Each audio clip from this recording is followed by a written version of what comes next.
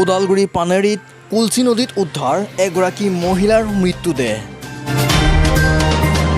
প্ৰেমজনিত কাৰণৰ বাবে হত্যা এগৰাকী মহিলাৰ।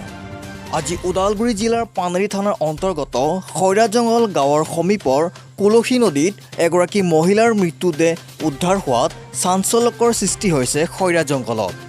প্ৰাপ্ত খবৰ অনুসৰি মৃত্যু মহিলাগৰাকী 13 নম্বৰ ভুটিয়াচাং চাহ বাগিচাৰ 30 বছৰীয়া তাছিয়া ওৰাং বুলি চিনাক্ত কৰা হৈছে। যোৱা 5 আগষ্টৰ গধূলিৰ পৰা নিৰুদ্দেশ হৈ আছিল মহিলাগৰাকী। পৰিয়ালৰ লোকে খা খবৰ লোৱাত আজি কুলসী নদীত উদ্ধাৰ হয় মৃত্যুদেহ। মৃত্যু তাছিয়া ওৰাঙৰ ডিঙিত চোকা অস্ত্ৰৰে ঘপিয়াই হত্যা কৰি পলাতক হৈ আছে প্ৰেমিক তথা উৰিষ্যাৰ নিবাসী বিৰজু দাং। এইজনেই হত্যাকাৰী বিৰজু দাং এতিয়া পলাতক।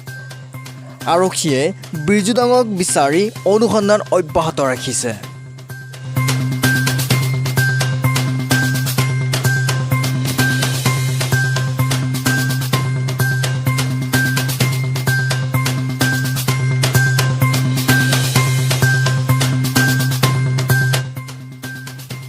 তেখেতৰ গিৰিয়েকৰ নাম কি?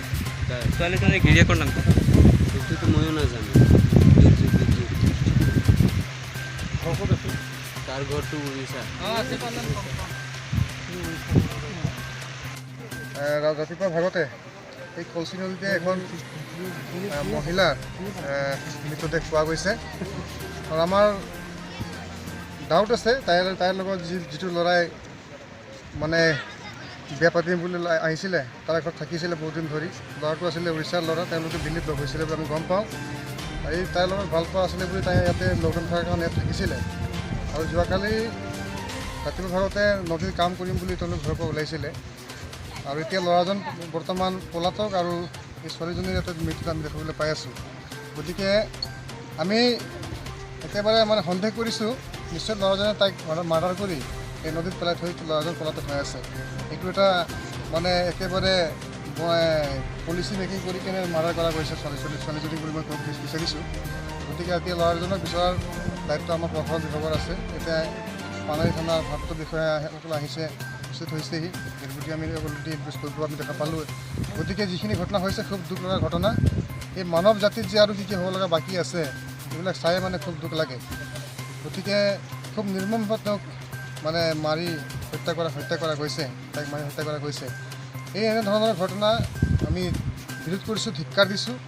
আৰু যিজন কালপিত হয়, অপৰাধী হয়, তাক অতি শীঘ্ৰে যাতে প্ৰশাসনে কাৰ্য কৰিব পাৰে, তাৰ যাতে উপস্থিত মানে উচিত মানে তাৰ লিখিত ব্যৱস্থা হ'ব পাৰে, শাস্তি হ'ব পাৰে, তাৰ কাৰণে আমি দাবী জনাইছোঁ।